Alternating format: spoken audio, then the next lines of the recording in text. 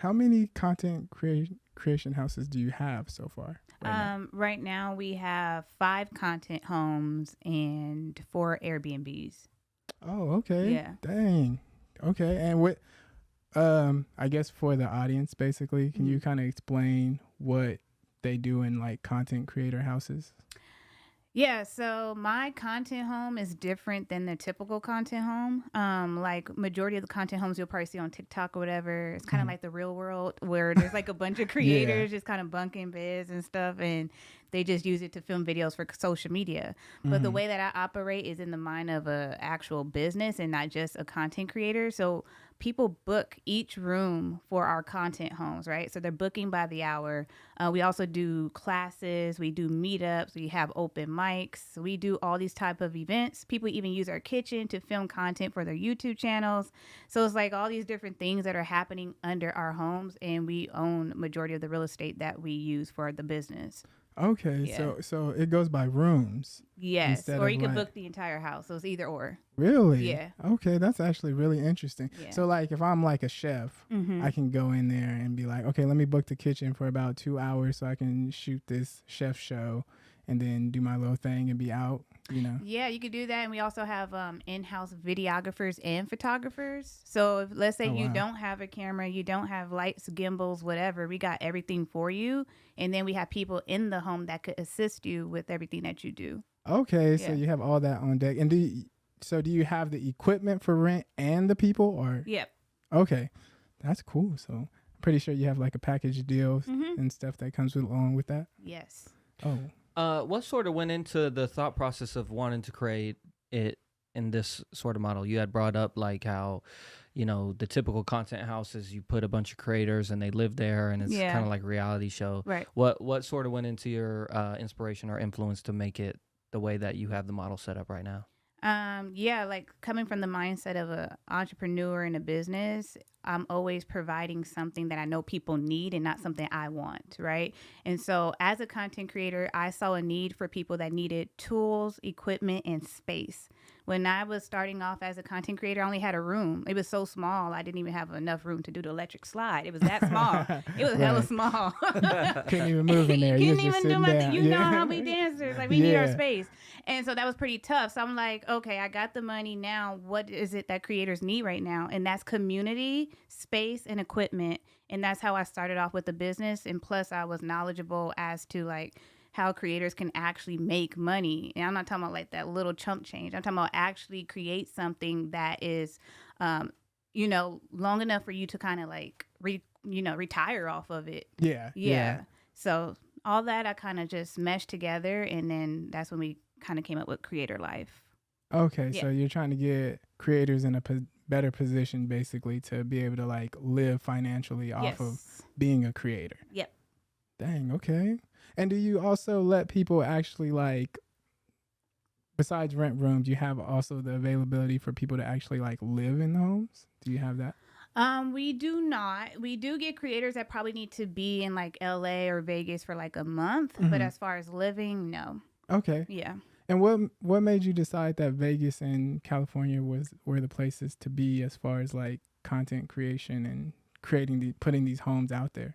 Yeah, LA is definitely the hot spot for creatives, like directors, 1000%. movie. You know, like Yeah. it's kind of normal for you to just be walking around like, "Hey guys," and like Yeah. that's California. Out here in Vegas, that's not so much the norm as much as like LA. But people are kind of warming up to it because I know when I was vlogging, people were looking at me like, "What is she doing?" Right. So, as far as me coming out here was more so the cost of real estate and how close it is to California, right? Yeah. 4-hour drive, 45-minute flight, easy. So it's all those things is something I thought about when I decided to kind of invest out here. Oh, okay. Yeah. That's actually a smart move. And I do feel like Vegas is growing as far as like, you know, being more content creator friendly Right, and yep. more things are coming out here, Yep. you know, like football. Everything. Everything's coming out here. So I feel like it's a good place to even start that because now more of these people are going to want to come here. Facts. And now that they have these opportunities available, it's like, okay, let me go ahead into the content creator home and chill and do this and do that and create my little videos. Right. Right.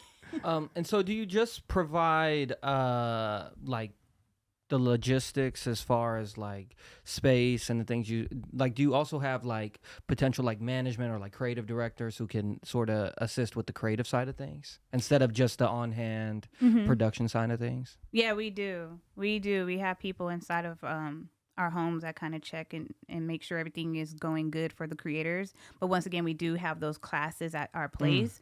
So we do get a lot of creators like, hey, I know you got the place, you got the equipment, but I still don't know what I'm doing.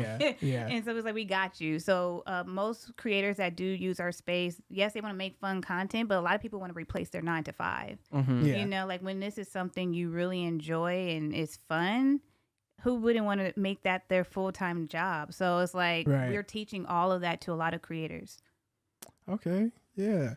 Shoot. So what I noticed a lot is content creators struggle a lot with being consistent, being creative, and just all those things. So from your perspective as being a creator, like what helped you to get in the area that you are now to be a stable content creator? And I know a lot of these are gems and stuff that goes with you helping people build brands, but I guess you can keep it vague for us, so you don't have to give everybody like the tidbits. But yeah, I got you. I think it's more so a mindset thing, and then also your circle, your community of people. So when I was hanging around with broke people, my income was broke. You know what I mean? Like I was negative in the bank account.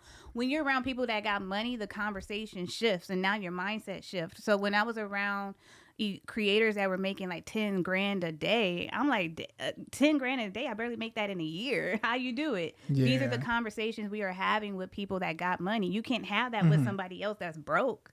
You know what I mean? So it's like that definitely changed, and so that kind of helped me get into this position I am now, where I don't have to work for anybody anymore. Okay. So yeah, basically changing your environment as well as your mindset. I think both play a part. Yeah, for sure. Okay. So are there times when you feel unmotivated or uncreative, or you feel like you're not as consistent? What do you do for your personal, perspective, and how do you get out of that? I don't really have too many problems in regards to like coming up with content ideas or not feeling motivated, because I always surround myself with other creatives. Okay. But there are days when I just don't feel like creating content, because mind you, I've been doing this for over 15 years. MySpace. Yeah. Top 8. So that's a long time. Right. And I'm at this point now where I'm kind of tired of being in front as the talent. And I enjoy the more so behind the scene, like the creative process. And that's why I'm glad I have my agency, because I manage these influencers that have millions of followers, and they're able to make money for the business without me necessarily have to be in front of the camera to make money. Yeah. Okay. And did also these, I guess you can say, like being around these people and in these environments help you to get a better grasp of social media, like the YouTubes? Because I see you post a lot when you're like, hey, you guys need to be hopping on this because this is the new wave. Like, did that help you in that aspect? It helped me in regards to understanding what creators need, but I always work directly with the platform. So since I've been doing this for so long, I have strong connections with every single social media. Oh, dang. Yeah. Okay. That's dope. I need to freaking... You need to tap in. Yeah, I know, right? I need to go ahead and go to these social media, YouTube. That's my family right there. Like, I had my first crump session at the YouTube building. Everybody was peeping in the room like, yo, what is this? They were like, this is crump. Niggas was just getting off. I'm like, yes. Like, it was everything. I feel like that's a good way to expand what you want people to see. Because bringing that to, like, YouTube, like, yo, this is crump. Now a lot of people who do YouTube, or a lot of the workers, is like, okay, I see y'all. Don't get too crazy, but I see. No, I'm just kidding. When you, Suave, you as a content creator, because you have your own TikTok and stuff, and things of that sort. Yeah. What are sort of some issues that you have ran into that you feel like potentially working at a content house would alleviate? Well, I think it goes with what she was saying when she consistency and being around people in that environment. Because sometimes when you are by yourself, a lot of the times, or you're not in a proper workspace, you start feeling unmotivated. You start feeling uncreative. You know, like, because for me, I didn't have a creative space at my house. Like, I'm in my room shooting videos. I'm like in my kitchen shooting videos. And these are places like where you sleep. These are places where you eat. So you're going to start wanting to feel like doing these things. Like, I'm going to start getting tired. Like, man, I want a nap. I don't want to do videos. But I think being in a content creator house, you can actually be in the environment to work, because you're like, I'm in a space where I need to work. You know, this is what this space is for. So you start feeling more, and I guess you can start feeling more comfortable in doing that. Like, you start feeling more motivated, like, this is what I'm here for. Right. So I think that's the benefit of having something like that, is you really get into the mindset of being a creator. Like, I'm in this place, so let me create, let me do this. And you have all those options available, and you have creators on hand. You have people who can film you. Like, that's some good stuff, because that's another struggle for me too, is filming everything by yourself. Oh. Yeah, I'm already knowing. It is not easy. So it's like, when you're going through like, let me set the camera up here. Let me set the camera up here. Let me move the camera here. Let me get this angle. It's a lot. It is. Yeah. So I definitely appreciate that you have that stuff available for people, and that you're doing this, because it's a good thing for creators out there to have. Yeah, for sure. Available to them, that tool, for sure. And people need to capitalize on it. Like, it's out here, so capitalize on that, Jack. Get on it. Yeah, if you really want to build yourself. Yeah, this is not a game. This creator economy is $100 billion industry. Like, there's a lot of money and enough room for all of us to win. Yeah. I mean, I'm retired at this point where I don't have to create content. And that was one of the biggest things for me, is when I thought what success looked like. I was like, do I see myself doing this at 60 plus years old, making TikTok videos?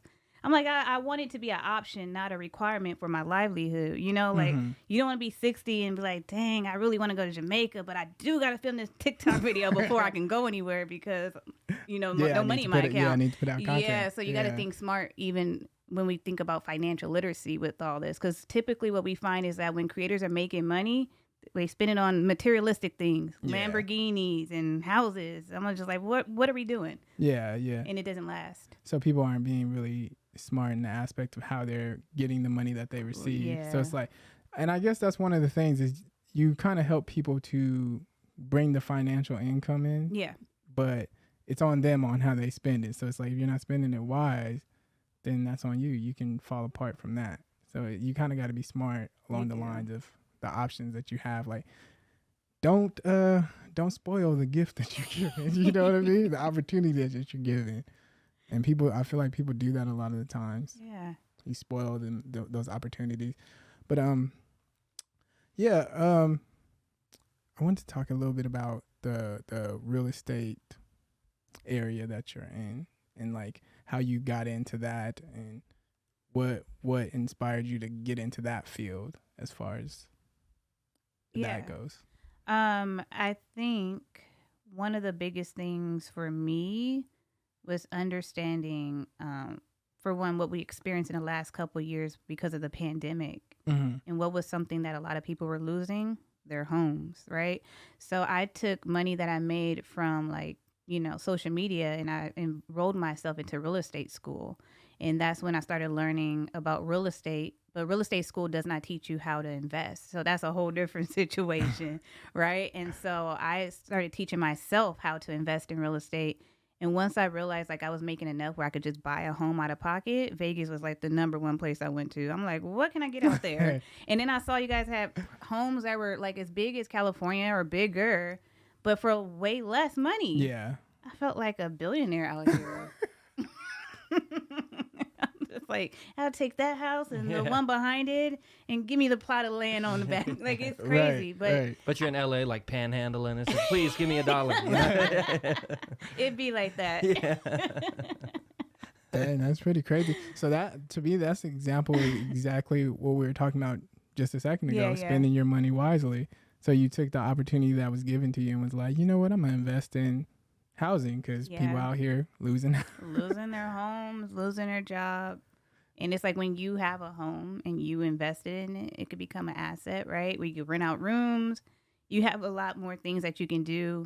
You don't have to worry about rent increase, right? Mm-hmm. If you decide to sell it later, then you can. So it's like a lot you could do. Yeah, just in general. In general, yep. doing real estate. How's the so then from that, I'm pretty sure that's what got you into the Airbnb aspect of.